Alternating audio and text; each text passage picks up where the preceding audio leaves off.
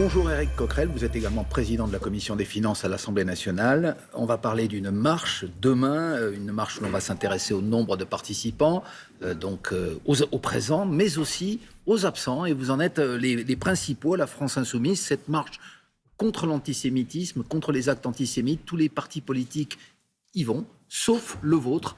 La France Insoumise, pouvez-vous nous donner la raison de votre absence demain à cette marche ? On ne sera pas à la marche de Paris pour deux raisons. La première, c'est la présence de l'extrême droite. On voit très bien comment on manifeste avec des gens qui puisent leurs racines dans l'occupation, qui, il n'y a pas encore très longtemps, par la bouche de M. Bardella, estimait que les propos de Jean-Marie Le Pen n'étaient pas antisémites. Donc on voit bien qu'il y a une filiation qui est toujours assumée. Mais il y a aussi une autre raison. C'est que le texte de la marche, si l'extrême droite y va, c'est que quelque part, elle pense qu'elle a sa place dans cette marche. Le texte de la marche fait un lien avec le conflit entre Israël et les Palestiniens. C'est ce qui a provoqué les actes antisémites. Depuis 1247, depuis le 7 octobre. Et donne une vision, j'allais dire, partiale de la manière dont ce conflit se traduit en France. Voilà. Il y avait deux possibilités de marche. Je vais vous permettre de vous arrêter. Pourquoi une vision partiale ? Mais parce que si on parle du conflit comme M. Macron, le président de la République, demander un cessez-le-feu. On y reviendra après. Et dénoncer l'antisémitisme. Je ne parle pas de ce que dit M. Macron, qui d'ailleurs, vous avez vu, ne sera pas à cette marche. L'appel parle des massacres du 7 octobre, d'accord ? Qu'il compare d'ailleurs à la Shoah. Bon, ça c'est la responsabilité des organisateurs. Il parle des massacres. Je ne sais pas, moi, entre la solution finale de la Shoah, dont... Non, mais là, dans le modus operandi, si j'ose dire, certaines familles... Je leur laisse la responsabilité. Moi, je pense que par rapport aux victimes de la Shoah, comparer ce qui s'est passé, qui est un massacre abominable, que je condamne absolument, qui est un crime de guerre, avec la Shoah, je pense que c'est... un crime terroriste. Est-ce que vous employez ce mot, M. Coquerel ? Je me permets de vous poser la question. Non, vous savez très bien que je n'ai pas utilisé ce mot, mais j'y reviendrai après. Si vous voulez bien me laisser répondre à la question, parce qu'on va pas y arriver. Cette manifestation fait un lien avec ça. Alors, il y a deux façons de faire. Soit on veut, et je pense que ça serait bien, dire que nous ne voulons pas qu'un conflit géopolitique soit traduit en France sous une forme de guerre de religion, ce que souhaite M. Netanyahou, qui parle d'une lutte entre les ténèbres, la lumière, qui parle d'un conflit qui serait un conflit religieux pour camoufler un conflit géopolitique qui est une guerre coloniale. Si on le fait, dans ces cas-là, il faut faire référence à tout ce qui se passe. Le massacre du 7 octobre, mais aussi les près de 11 000 morts en ce moment sous des bombardements à Gaza, et dire que nous ne voulons pas que des concitoyens, en fonction de cette guerre, soient attaqués en fonction de leur religion supposée. C'est valable, évidemment, pour nos concitoyens de religion juive. Il y a eu incontestablement des actes antisémites, mais c'est aussi valable pour nos concitoyens de religion musulmane. Laissez-moi juste terminer. Ou alors, et c'est aussi quelque chose qui est tout à fait légitime, on s'inquiète de la montée depuis pas mal de temps des actes antisémites en France et en Europe, dont la plupart sont d'origine d'extrême droite.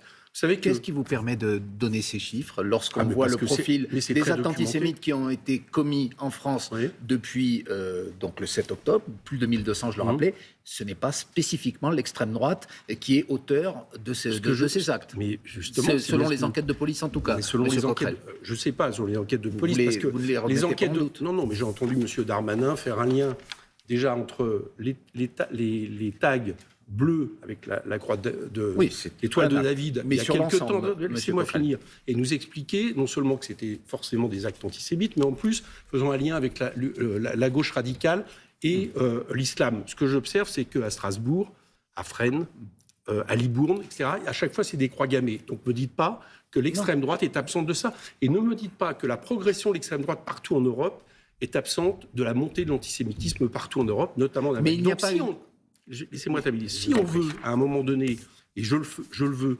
condamner partout l'antisémitisme où il monte, dans ces cas-là, la référence, à mon avis, à l'extrême droite, la référence au nazisme, elle est nécessaire.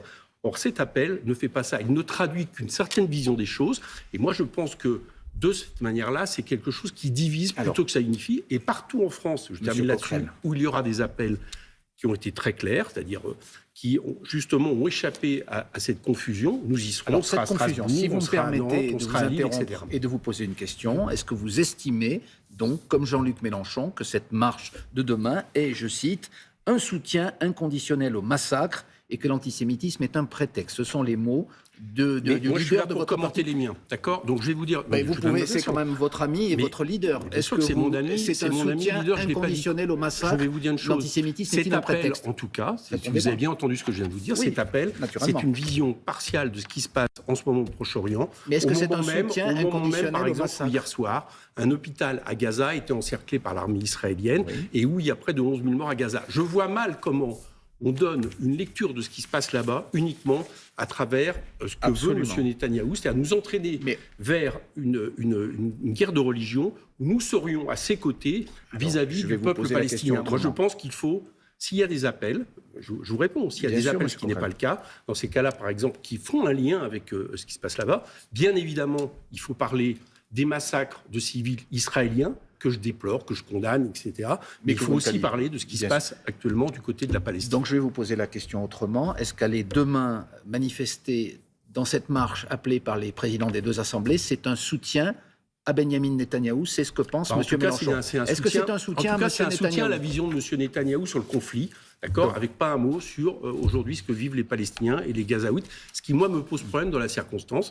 Et encore une fois, partout en France où il y a des appels très clairs, soit contre l'antisémitisme de manière en général, et en général, on n'oublie pas l'extrême droite, nous y serons. Nous serons d'ailleurs à une initiative demain, dimanche matin, appelée par des organisations jeunes sur ce thème. Sur cette question, vous ne voulez pas, encore une fois ce matin, qualifier les attaques du Hamas de terroristes. En revanche, quand votre ami, collègue député Thomas Porte, dans une manifestation pro-palestinienne, qualifie l'armée israélienne de commettre du terrorisme d'État, je le cite, est-ce que là aussi vous dénoncez ce propos?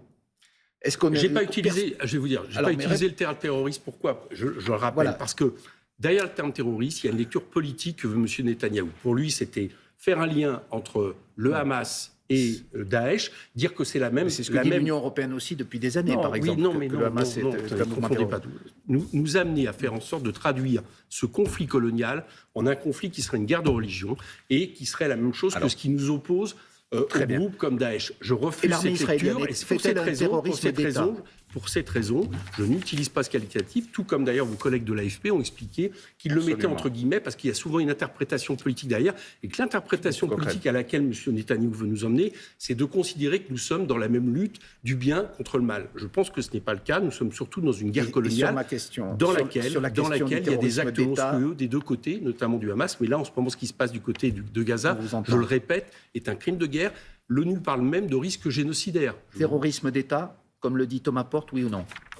Il y a une forme de la même manière que le Hamas a commis des actes pour terroriser la population, il est clair que du côté israélien, on commet des actes pour terroriser la population et même faire en sorte qu'elle parte de Gaza, parce que je vous rappelle que l'objectif annoncé par M. Netanyahou dès septembre, c'est de faire en sorte que les entités palestiniennes, Cisjordanie et Gaza, soient englobées à Israël. C'est ça qui est en train de se passer. Le regard sur le conflit israélo-palestinien, c'est en tout cas ce qui a provoqué plus que des remous au sein de la gauche, puisque la NUPES aujourd'hui est en sursis. On ne va pas dire qu'elle est morte, mais en tout cas, au moins le PS a gelé sa participation, le Parti communiste.